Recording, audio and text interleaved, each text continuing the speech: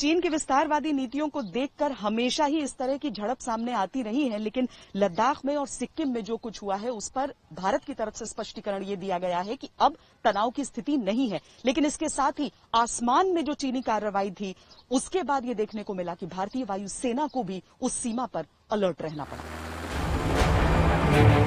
चीन के सैन्य हेलीकॉप्टर्स ने उड़ान भरी थी भारतीय सीमा की तरफ, लेकिन भेंट जब हिंदुस्तान के लड़ाकू विमान सुखोई से हुई तो वापस लौट गए ड्रैगन की गुफा में। अच्छा हुआ जो सरहदों का उल्लंघन नहीं किया, वैसे भी आजकल हिंदुस्तान दुश्मनी जरा शिद्दत से निभाता है। चीन का क्राइम पार्टनर पाकिस्तान उसे बेहतर समझा सकता है। चीन ने 9 दिन के अंतराल पर सिक्किम और लद्दाख बॉर्डर पर उकसावे की हरकत की, जिसकी वजह से दोनों जगह सैनिकों के बीच हाथापाई हुई। हालांकि भारतीय सेना ने बहुत संयम के साथ इस टकराव को संभाला है।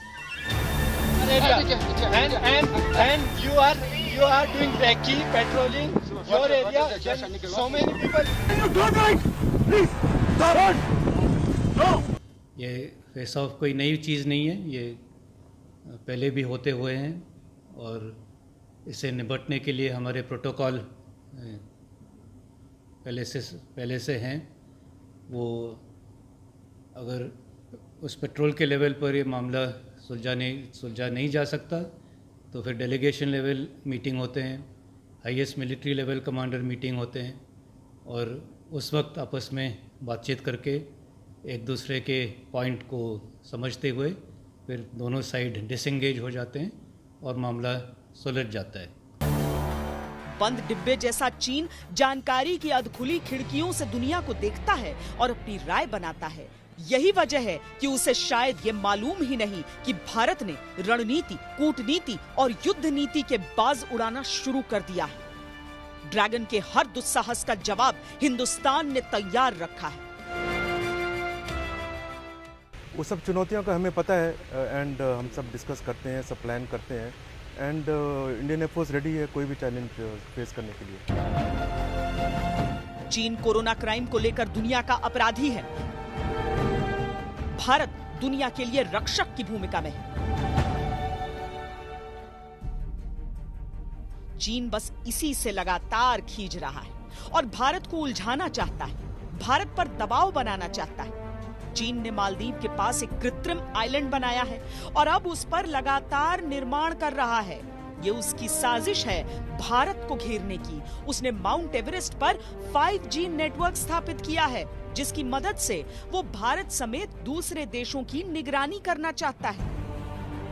देखिए, चाइनीज जो हैं वो आज की नहीं है, हिस्टोरिकली है कि वो एक एक्सपेंशनिस्ट पावर है।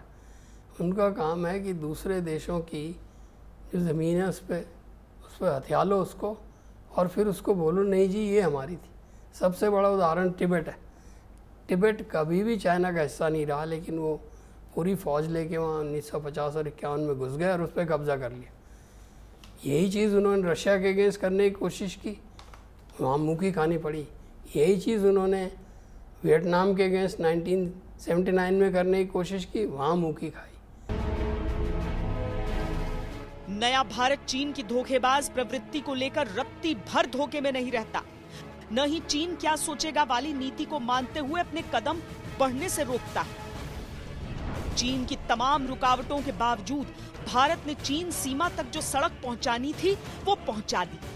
चीन ने कोरोना काल में जो घटिया मेडिकल उपकरण भेजे थे वो उसने चीन को वापस लौटा दिए। जिस गिलगिट बल्टिस्तान में चीन पाकिस्तान के भरोसे अपना इकोनॉमिक कॉरिडोर प्रोजेक्ट पूरा करने में जुटा है, उसे हिंदुस्तान ने मौसम की भविष्यवाणियों से लेकर ऑफिशियल अकाउंट्स में शामिल कर लिया।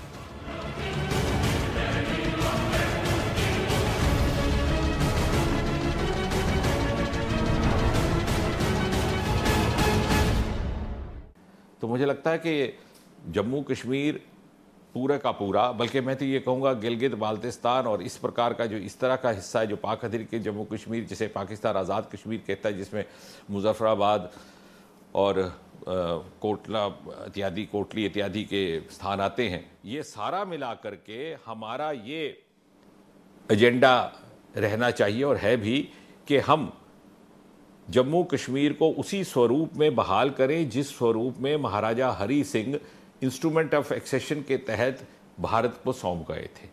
पूरा कश्मीर भारत का है, जिसके अंदर पीओके हमारा हिस्सा है, जो हमारे पास आएगा अपने आप।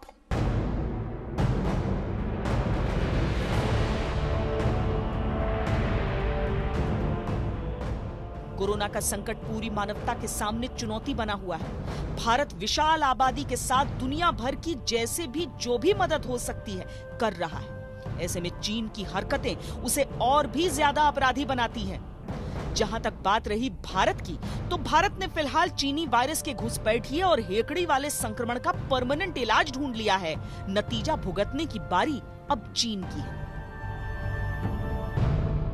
कोरोना के समय में जहां बाकी देशों को चीन ने जो चीजें सप्लाई की, चाहे उनकी मदद के ही लिए, लेकिन उन सारी चीजों में खामियां नजर आई। कई देशों ने उन्हें लौटाने की भी बात की, भारत भी उनमें से एक था।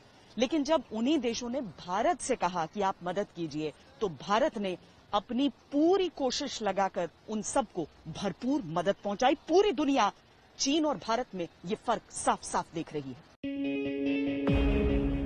चीन आज भारत के बढ़ते वैश्विक सम्मान से परेशान होकर गैर जिम्मेदाराना हरकतें कर रहा है, लेकिन उसे अपने गिरबान में झांककर ये देखने का सबसे सही समय है कि उसने दुनिया को अब तक दिया क्या है। शायद विश्वासघात के सिवा कुछ भी नहीं।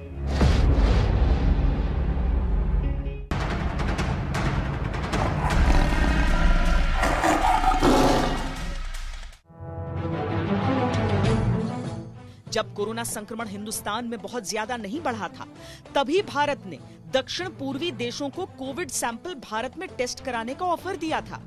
नई बीमारी होने के कारण कई देश इसके टेस्ट में सक्षम नहीं थे, जबकि भारत की वायरोलॉजी लैब्स सर्टिफाइड थी। दूसरी तरफ चीन दुनिया से कोरोना का सच छुपाता रहा। मरने वालों के आंकड़े बढ़ते गए, लेकिन चीन ने वायरस का सच सामने नहीं आने दिया।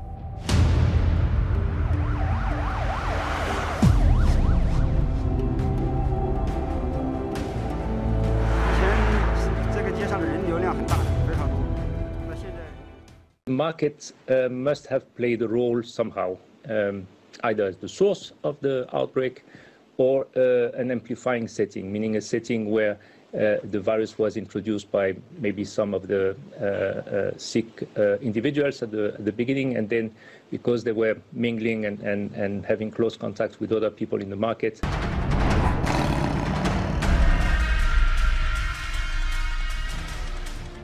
चीन ने पूरी दुनिया को खराब क्वालिटी के पीपीई किट्स और जांच किट सप्लाई किए, उसके बदले में मोटी रकम वसूली। लेकिन दुनिया देख रही है कि जब तमाम देशों ने भारत से हाइड्रोक्सीक्लोरोक्वीन दवा मांगी, तो भारत ने अपनी जरूरत के बावजूद 55 देशों को दवा पहुंचाई।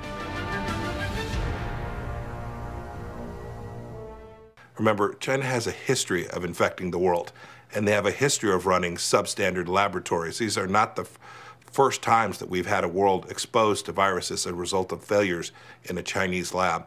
I can tell you that there is a significant amount of evidence that this came from that laboratory in Wuhan.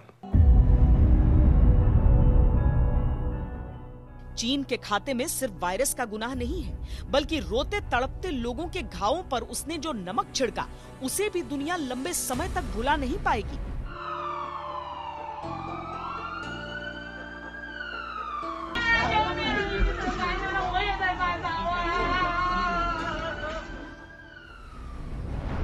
Bharat को उसने घटिया स्तर की टेस्टिंग किट्स दी, जिन्हें भारत को लौटाना पड़ा। स्पेन को उसने ऐसी टेस्टिंग किट्स दी जो मरीज में वायरस के लक्षण पहचान पाने में समर्थ ही नहीं थी। नेदरलैंड्स को खराब मास्क दी।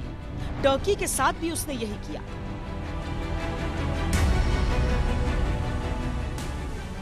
जरा सोचिए, पाकिस्तान तो उसका पार्टनर इन क्राइम है। चीन ने पाकिस्तान को तो जैसे मास्क देकर मदद का दिखावा किया, वैसी तो कोई किसी के साथ दुश्मनी तक नहीं निभाता। चीन से दुनिया परेशान है, उसे अपने फायदे के सामने कुछ नहीं दिखता। एक तरफ वो खड़ा है अपने खूनी हाथों में लालच का तराजू लेकर, दूसरी तरफ भारत खड़ा है मदद की बाहें फैलाए। बीच में दुनिया है, दुनिया भारत के मंच की ओर बढ़ रही तो चीन सर धुन रहा है। लेकिन वक्त चीन के हाथों से सरक चुका है। आने वाले दिन चीन पर बहुत भारी हो सकते हैं, क्योंकि वो मानवता का दुश्मन है, इसमें अब किसी को कोई संदेह नहीं।